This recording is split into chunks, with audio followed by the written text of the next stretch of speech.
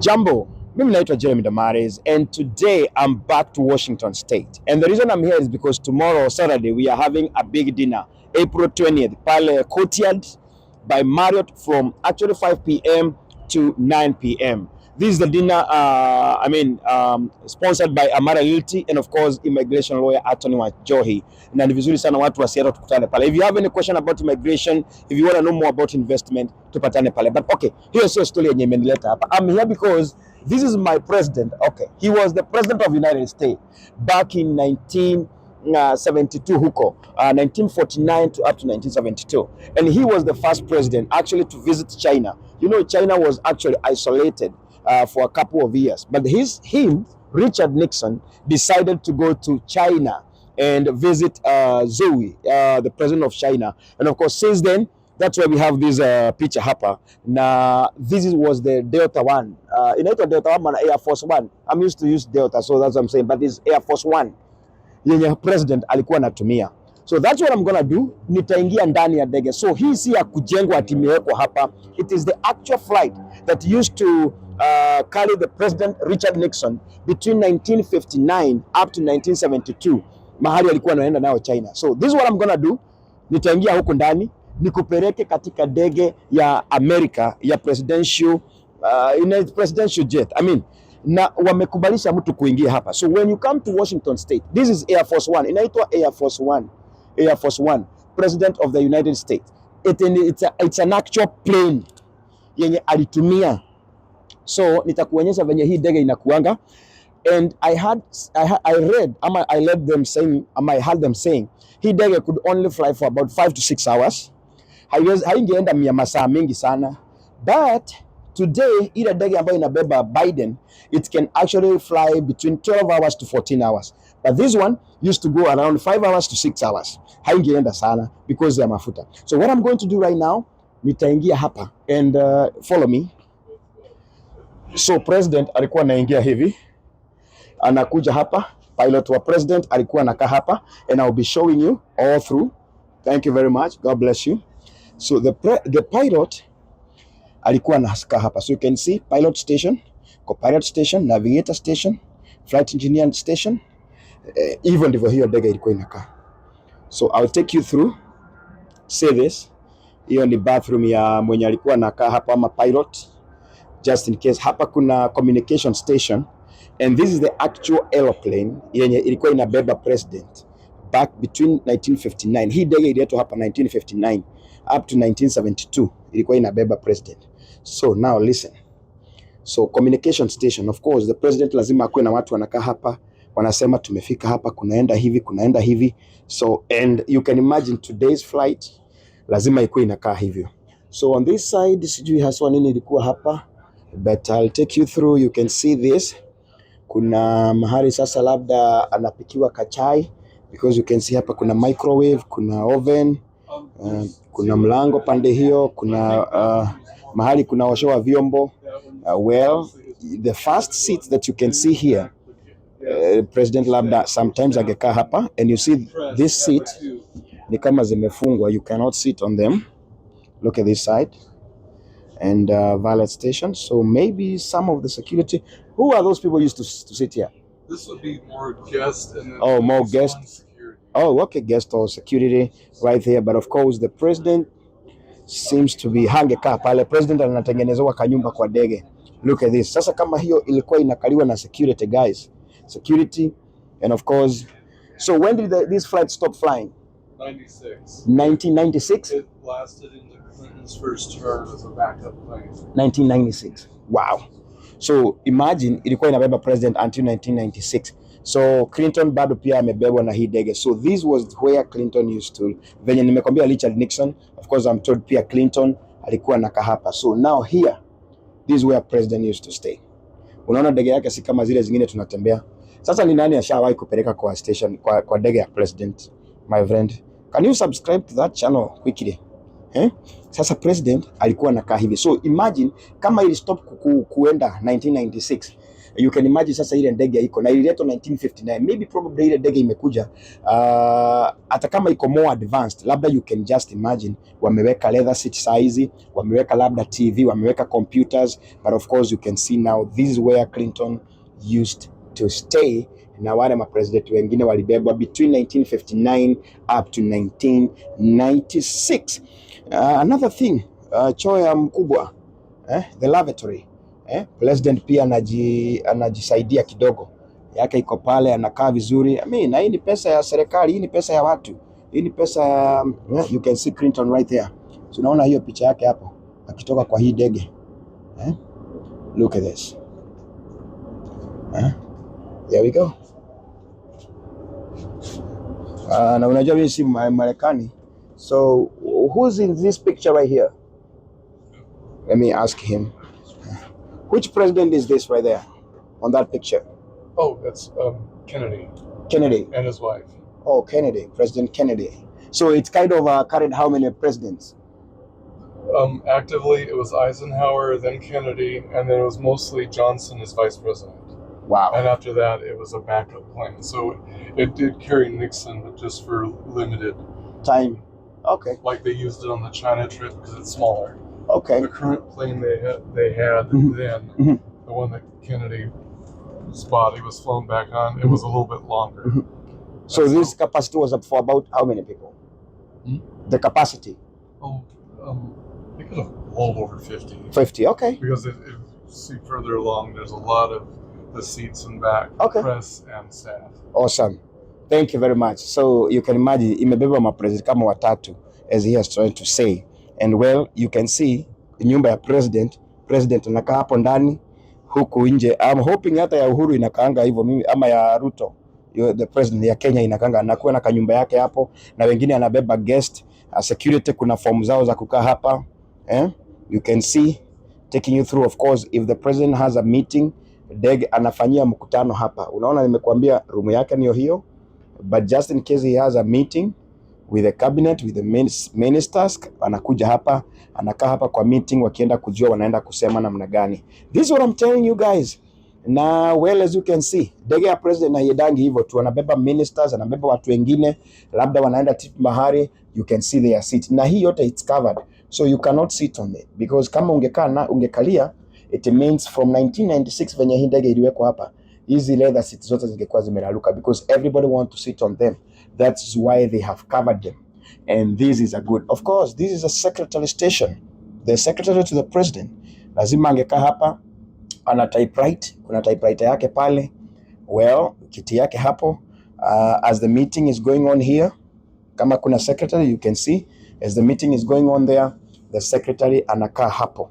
Nimekueleza, right now I'm in the this is called presidential conference room, as I have said. Adoito. So this is the real thing, my friend. Wacha nikupeleke kwa sasa, labda wewe hutawahi fika hapa, and that is why I'm here, after passenger compartment. So hii ni kumaanisha wale watu wote wameenda na president, wengine wanakaa hapa. Me, I'm used to hizi ndege zingine tunaendanga nazo, huku tumezoea kubeba mizigo, but I'm telling you, they are saying hizi zilikuwa vitanda. So if you are tired and you want to sleep, unalala hapa. But of course, as I have told you, hizi ndege ilikuwa inaenda about 5 to 6 hours. 5 to 6 hours. So si lazima mulale hapo. But if you are tired, you can actually ka hapo. So you can see wale president walienda na hii ndege. So President John F. Kennedy flew on Psalm 1970. This is called Psalm 970 to Key West in March of 1961 to confer with the British Prime Minister Harold Macmillan about the developing crisis in Laos. You see, well, Soviet Premier Nikita Khrushchev inasemekana pia yalipanda hii ndege. You can see President Wilt pia yeye ako hapo, alipanda hii ndege, and that is a plane I'm talking about. Ma president wenye wamebebwa nayo hapa nchini Marekani. So I mean, that's what I have to say. And of course, nikiwa sijamaliza, you can see the cooking station after galley, served, staff and press. Wale watu wanapikiwa hapa. Unajua president anaendanga na watu wake wa picha, watu wake wa video, wanakuanga kwa hii ndege. So wanakaa hapo, served, starve and press after galley. So you see, mpaka jiko ya kupika chai na vile vitu zingine zote ziko hapo, food in flight. Ala, so wale wengine guest na place wote walikuwa wanajisaidia hapa. You can see, si kama ile ndege ya kawaida tuko nayo iko na choo moja, hii iko na kama double lavatory. Well, that is what I'm talking about. So because I know I want to show you a couple of stuff, that's how they used to exit from this Air Force One, and that is why I'm telling you it's a good thing to come here upande wa Seattle and come and see what I'm showing you. But if you're not able to come, at least nimekuonyesha this is a presidential aircraft yenye imeretire, and it retired in 1996 86970. Si ndio hiyo wazee? Wazito. At least now you can say Jeremy Damaris amekuonyesha Air Force One. Now, before I take you to Dreamliner, one of the biggest aircraft zenye zimetengenezwa hapa na zimeretire sasa, let me take you here before they close, and this will be very important. Ni ile ndege ya British Airways yenye wanasema it was a jet, the most fastest jet. Hii jet ilikuwa inatoka hapa, kama inatoka from New York to London, it could take 3 hours. Actually 2 hours and 52 minutes from New York to London. Na hii jet, it actually retired in November 2005. Hii jet is a jet actually. Na ninakwambia hii jet ilikuwa inabeba about 100 people. The reason they stopped this jet, manufacturing of this jet, it's because it was very expensive to maintain. So they decided to quit kuzitengeneza. Inaitwa Concorde. The Concorde. The Concorde. So let me see. This Concorde, as you see here, inasemekana the Queen Elizabeth from UK alifanyia birthday yake hapa. Yeah, she did her birthday here. And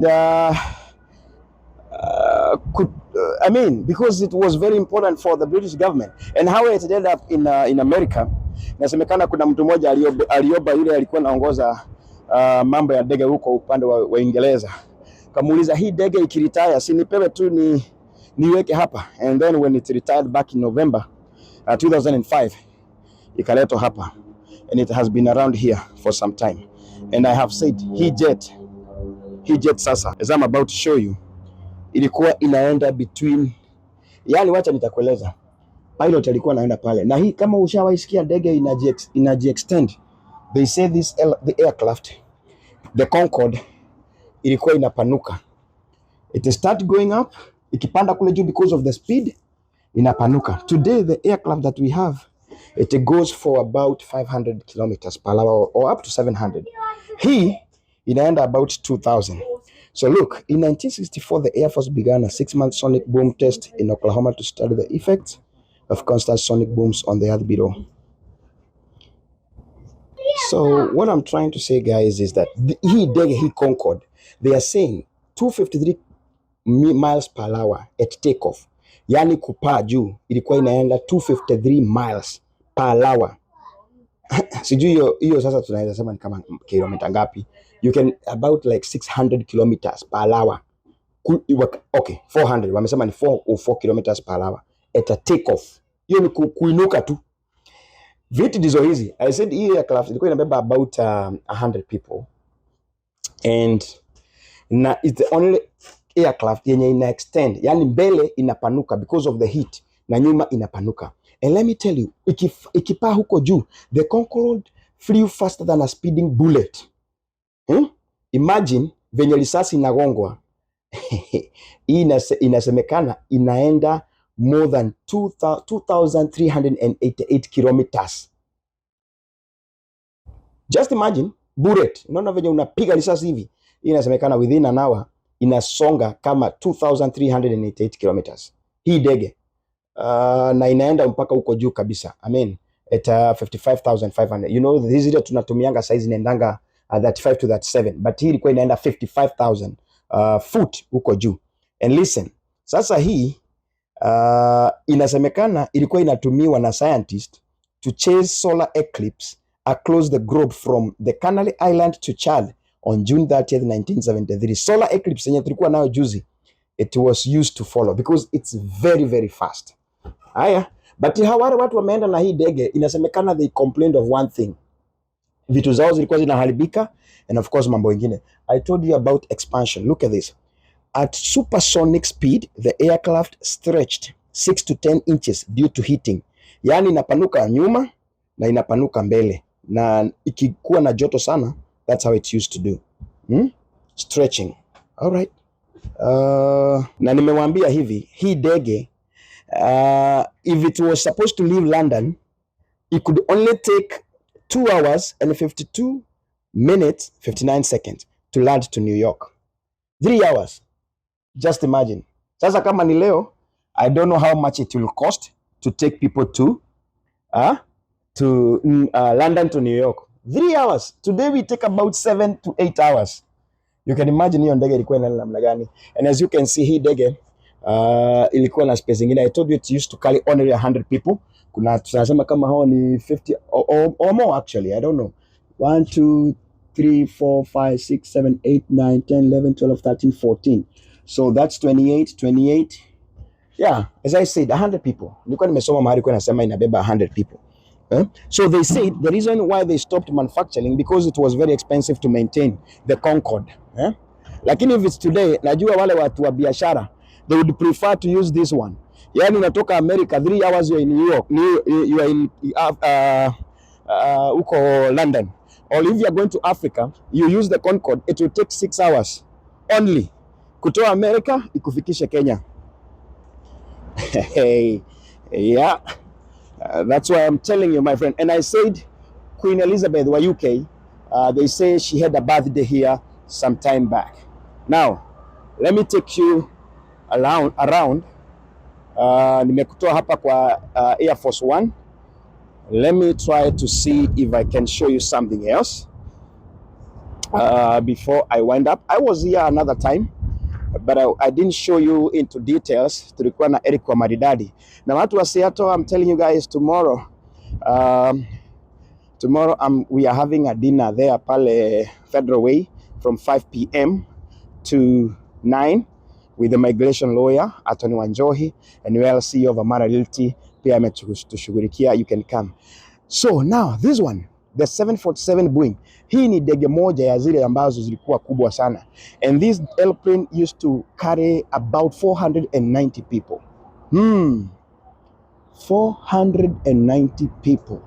Za leo sijui zinabeba watu wangapi, but I'll take you first here and I'll bring you to the other one. Na hii ndege most of the time tunaonanga ndege zikiwa ziko na viti, but due to some issues hii ndege ilitolewa viti, at least people to see venye ndege hii huanga imeundwa before iwekwe viti. Let's see what I'll show you here, guys. Hi. Okay, thank you. So this is Jeremy Damaris. Now here we go. Look at this. Pilot anakaa hapa. Hii ndio cockpit. Na hii ndege, by the way, hii ndege sasa, they say ilitengenezwa na over 50,000 people. I mean, 50,000 people ndio walitumika kutengeneza hii ndege. So wametoa viti, but I'll tell you, pilot first class wao wako juu, iko juu kule juu, inaitwa 747, and I want to show you exactly how it looks like. So first class walikuwa wanapanda huku juu. That's where the first class used to stay, but of course ni kama wamesema no entry.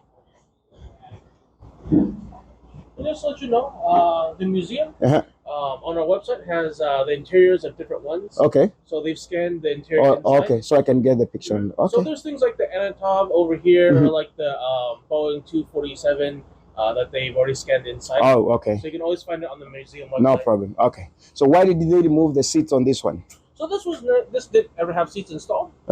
This was originally, it's the very first one, so it's made for the test aircraft.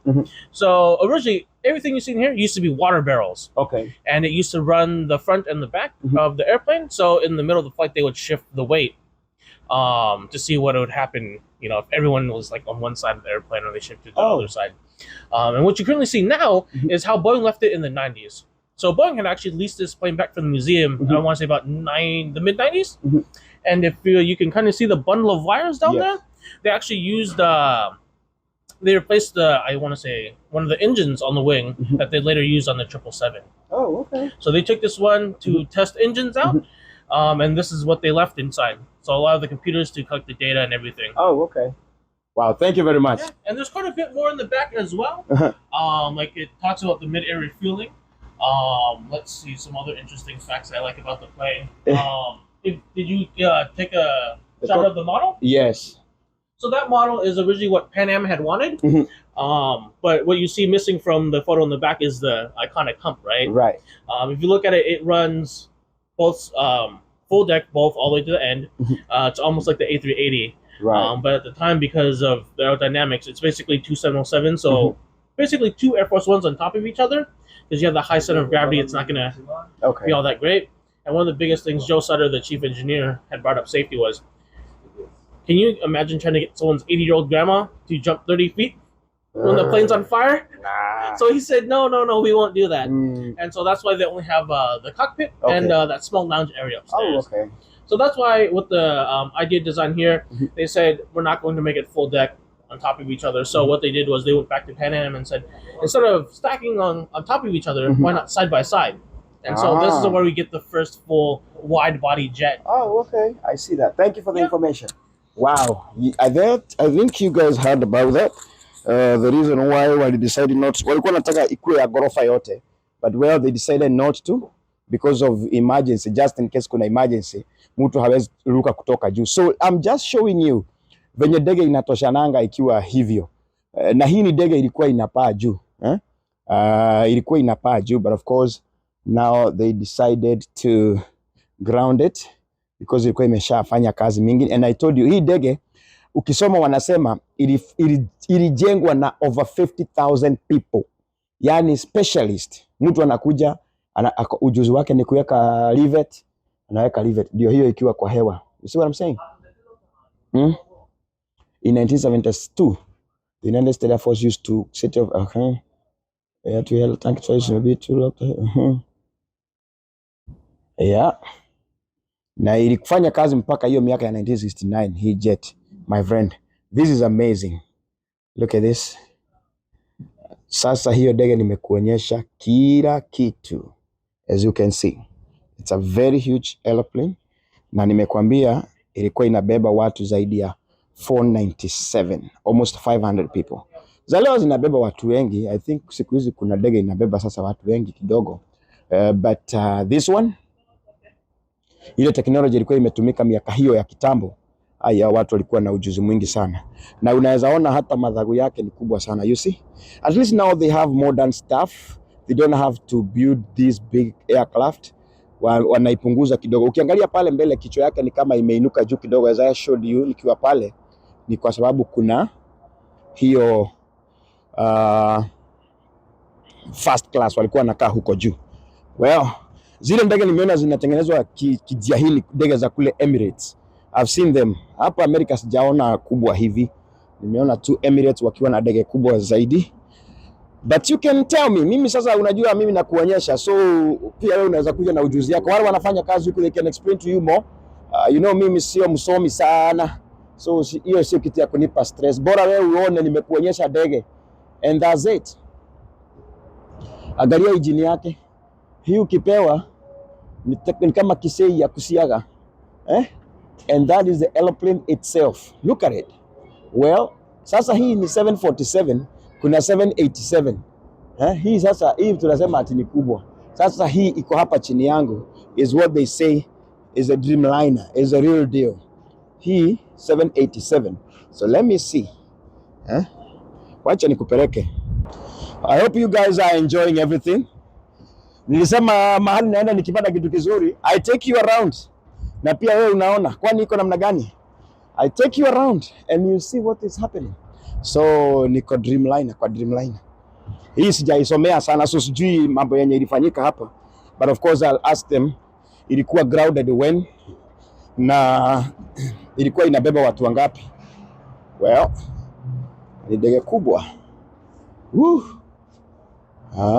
This is good. Lakini hii sasa inakaa kama zile nimeingianga. Hii si the Dream Tour.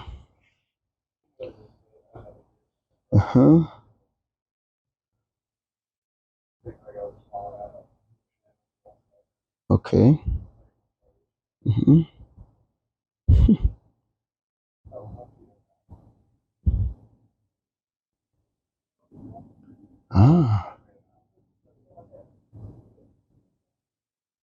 Hii ndege ililetwa hapa actually November 2014. November 8, 2014. And ililetwa hapa. By the way, ililetwa hata nikiwa nimefika US. I was here. So that's when it came here. And I'll show you. Penda. Let me take you through. Let me show you venye hii ndege. Ni kama zile tu tunapelekangwa nazo. But this one was ilikuwa inatoshana namna hii. Na ni kubwa. Dreamliner. So vitu zilikuwa zinakaa hivi. 3, 3, 3. Na saa hizi tuko na inakaa 2, 4. Just the same. I mean, lakini saa hizi tuko na zinabeba 10. I don't know what is special about this. Na nitauliza. So, hey, how are you? Hello, how are you? Maybe a few questions? Sure, no problem. So, I mean, how many people did it used to ferry or carry? So this model of a 787, the Dash 8, can hold. Wow, this is amazing. So now nimepata information. Unajua sasa niko siku nimesoma. Sasa hii si kubwa kama ile nilikuwa, but of course as I had said in 787, hiyo nyingine ni 747. Sasa pilot alikuwa anakaaga hapa. Pilot wawili hapo, viti ni kama vimechakaa kidogo, lakini he has said hii ndege inabeba watu kama 247. 200 to 300 people. Na sasa hii ni kama zile ndege ambazo tuko nazo to date. First class zenye mnajuanga ndizo hizo hapa. But as you know guys is that ile ndege nilikuwa nimekuonyesha pale mbeleni ndio anasema ndio ndege kubwa sana ile, because ilikuwa inabeba 400 like, but he has said nowadays uko Emirates ile ndege kubwa sana ishawahi patikana for now iko upande wa Dubai. Emirates ndio wako na, si nimekwambia nilikuwa nimeenda na ndege moja nikashindwa ama hii ni ndege ama ni nini because it carries over 680 to 750. You see what I'm saying? Sasa shida moja ya hizo ndege kubwa ni kujaza hiyo ndege. And then airport, ni airport gani iko na uwezo wa kuaguka ndege kama hiyo na isimame wapi? And most of the time inasimama huko mbali, watu wanabebwa na basi and many people don't like that. So that's why actually hazikuwa popular. Sasa ndio kunatengenezwa ndege tu kidogo inabeba at least 200 people, 300 people, ndio at least watu wanaweza kufanya nini? Kufika mahali wanafika. So that's all for now guys, and I really appreciate you. Hii ni ile ilikuwa inabeba mizigo. I think sikuwa nimeingia hii ya FedEx. Let me try to get you in here. Sijajua sana kuhusu hii, but let me take you here ndio nimalize. At least nimekuleta hatua. Ile imenifurahisha sana ni hiyo ya president, and of course hiyo nyingine. Sasa hii ilikuwa inabeba barua. Ni kama zile ndege unaonanga zimebeba barua, ndizo hizi. FedEx wanaweka vitu zao hapo. Ndege za mizigo inakuanga namna hiyo. Huku ndio wanawekanga boxes zao, barua nini, zinapelekwa nchi zingine ama mahali kwingine. That's all. That's how it looks like inside. Ni kama wameitoa wakaiweka hapa. So huwezi ingia huko ndani sana. But that's exactly how it looks like. Ndege ya kubeba mizigo. And sample ndio hii. So every time umeiona iko juu, FedEx umeiona iko juu, inapangangwa mizigo hivyo. Inapangangwa mizigo hivyo na inatembea kwa hewa namna hiyo. And of course this was one of the aircraft yenye ilikuwa imetengenezwa inaitwa 727 fighter. Anyway, wewe jirete hapa kama utaweza kukuja. Wacha mimi nikuonyesha hivyo, nimekuonyesha na Kizungu yangu na Kiswahili yangu. But of course This is one of the largest airplane in this place. Ilibeba 495, and here Dreamliner ikabeba about 250 to 300 people. And that's it. So as we wind up, niseme namna gani? See, at least nimewaletea hii kitu. Yeah? So finally, I mean, at least I know umependa. I've shown you what is happening here. And nikisign out nakuambia hizi ndege zote. Anytime you come here in Seattle, you can visit. Actually, I paid, mtu mmoja analipa about $25 or so. Ndio uweze kuingia hapa, you access all what I've shown you. But just in case you're not coming soon, just know, hapa ni Boeing Center upande wa Seattle. And well, hapa ndio ndege ziwanga zinaassembliwa. Hata zile ndege zinajengwa saa hizi, nafikiria most of them huwa zinafanyika hapa. So thank you guys, I love you so much. Wacha nikuonyesha kitu iko hapa kabla nitoke. So unaona sasa tumetoka kazi na hawa watu. Well, huyu ni boss yangu. Lazima akae nyuma kidogo na mimi nikae hapa. Tunatokea job. Mimi sasa ni wadamari wenu. Anatokea job as we walk. Hi sir, how are you? How was the flight? Hello, how are you? Uongei na mimi? Na walikuwa smart sana. But anyway, thank you God bless you. Mimi naitwa Jeremy Damaris.